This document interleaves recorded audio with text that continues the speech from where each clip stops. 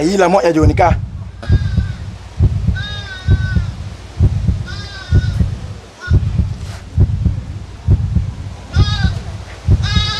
Hari mi don da. Hande no mi don da ka fes.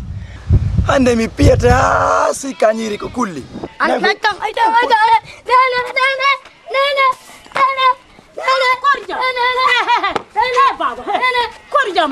Oh. On jinga on. Oh. Jung. Da ayar de ha ka sudu me ma o. No fata tati. No fata tani.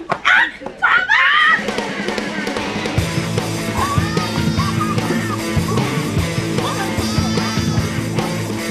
Ah, ya tu kwenda ma. Ya tu we. Ya tu era nyimira. Ya tu hey. Jatuh, wallahi wa ta'ala.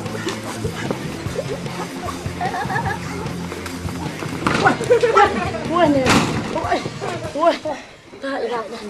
Muhammad Rasulullah sallallahu alaihi wasallam. Woi, konko torwandu. Holi pak. Handa ko jumene. Fi Allah yandi. Wata on tugga ngala de o sagata photo woni arado. Soya endo en foppo men o mo hota. Ronku don mo dufude lando don lang hande siko honno ko dum do wawdom aso jabuna e wada yo keri setto fi Allah yandi wota tugga ngala eyo wallahi ko fi sabu mako mi hakima sina sagatabe bi andi mimmi wadi kungufu kono ba sagatabe wadi shawling ko dum e la kungufu o na kungufu wadi o do ko bosukun o wadi e hala na on dum kon wadi Ande bebe Thailand farto la itu de mango jodi na to ari wo makanko moronki mo danda ndia enje na mchofie mako apre na ngo jokila so fuda e mako hawa kustongi tigerto ko Allah tun walle amen hande kade kana lahi kerno lanni hande yo tokara baba nyande won nyanda sofi kadanki ayahe ko ha de umango kade asofi ko jimbe imonate konena ma imonate na sofi ko fa yimbe sofi ko fa yimbe billahi ko fay ko kumpia no do no nao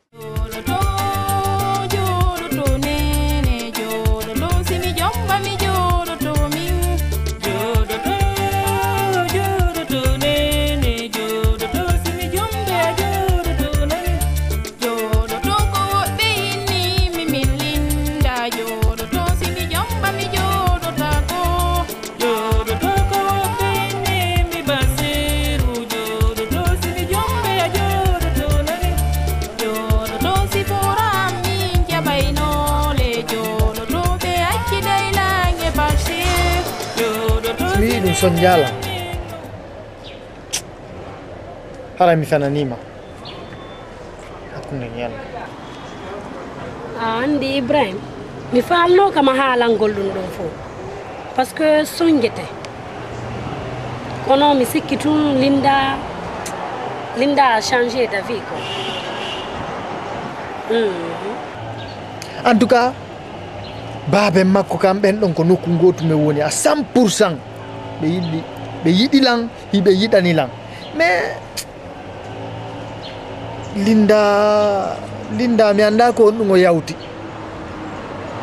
kono o hawrondiri e goddum mi yawno ko makko ko arti mi yeyi mi tawi ton papa makko ko mais ko be expliquer lan ko Ibrahim mi wawata ma halangol fo parce que aray kel da mais fi honno ngata wolnala andi ko no Ibrahim min tigiri nden ñande ɓay mi iwti ka linda e mi arno mi wawali ɗanade mi miijiti depuis min woni pay koye ange linda no wonirno ɗon no mi tawi mi wawtali ɗum no ɓerde nden wawtali par ce que papa linda ko yeetilan kon ha ɗum ɗon no satti de oya satti seeɗa ene haysi ko nene am maayi ni wadda am wowlande he ko yiwɗa waɗi wo andu feƴƴi mi torikema mi jeejima fi Allah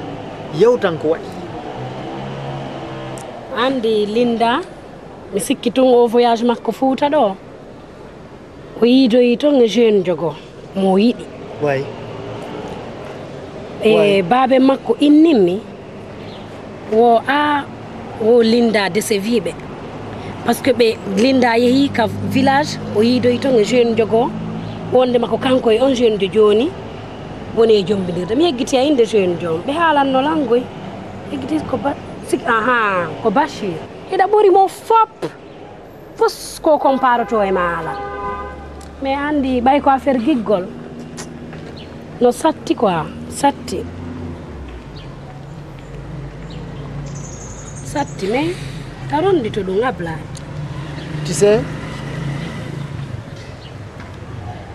ko ɗum ɓe nata yaadu sinu naɓorali wondu attore mi jo ina miɗo wiwdema linda yawti goɗɗo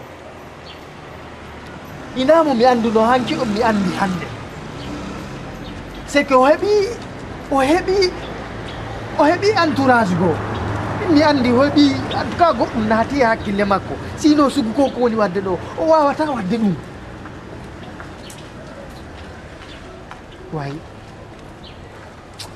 si ɗum ɗo tultuno de juhala yaadu makko ɗum min depuis o yahi ndu ardanallan e bonheur depuis o yahi nani linda wawno linda noddayno lan matin midi soir minute kala ɗumo noddalan hande ko linda sanje ɗum andi ɗum tarondito ɗum bande joni Ibrahim ok merci nan merci tarondito noon tarondito ɓay papa makko goyɗo malinkemo quoi e sokoyi jeune e sokoyimo anko 5 to andi on ɗuma ɗon ɗon ɓe sokoyimo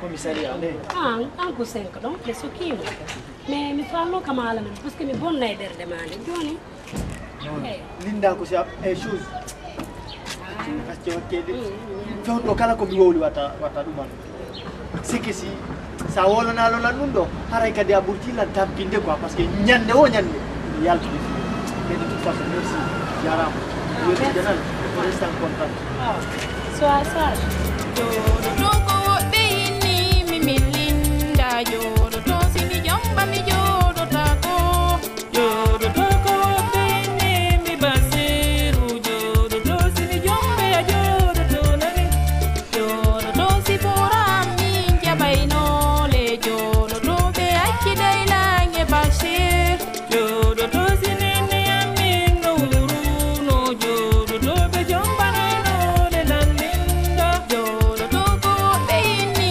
mimin linda joɗoto simi jomba mi jiidotako joɗoto ko woɓɓe yinni mi basiru joɗoto simi jombe a jiidoto nani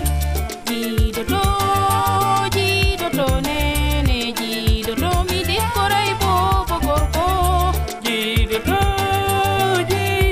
nene jiidoto ko Allah hokkorta ɗiɗɗo dikkoto mi inna boboru andule dikkoto mi inna jubayru jallo gongama